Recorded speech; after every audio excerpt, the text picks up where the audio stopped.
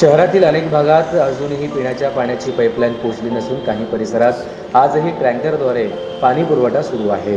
दुसरीकडे अपार्टमेंटमध्ये सर्वांसाठी एक नळ कनेक्शन असतानाही किंवा खुली जागा असतानाही त्या ठिकाणी नळ कनेक्शन असल्याचे ग्राह्य म्हणून त्यांनाही पाणीपट्टीची बिले देण्यात आली आहेत।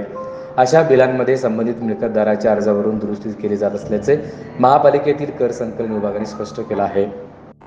सोलापूर शहरात एकूण 2,60,000 मिळकती असून त्यापैकी खाजगी नळ कनेक्शन असलेल्यांना वार्षिक 2,756 रुपयांची पाणीपट्टी आकारली जाते।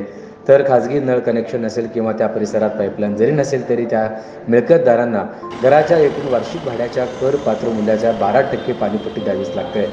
याशिवाय ज्या अपार्टमेंटमध्ये सर्वांसाठी एक कॉमन नळ कनेक्शन असल्यास तेथील सर्वच फ्लॅटधारकांना वैयक्तिक पाणीपट्टी द्यावी लागते। दरम्यान वर्षातून एकदा महापालिकेकडून सर्व मिळकतदारांना बिलांचे वाटप होते। बिल मिळाल्यापासून 15 दिवसात संबंधित मिळकतदारांनी रोखीने बिल थका दर भरल्यास त्याचा 5% दर ऑनलाईन कर भरणाऱ्यांच्या 6% सवलत दिली जाते।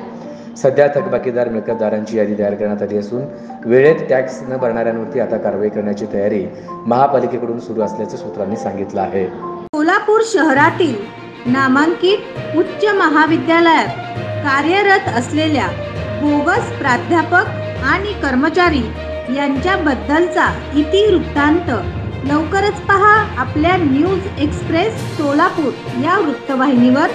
वृत्तवाहिनी पदार्पणात लवकरच करणार पर्दाफाश।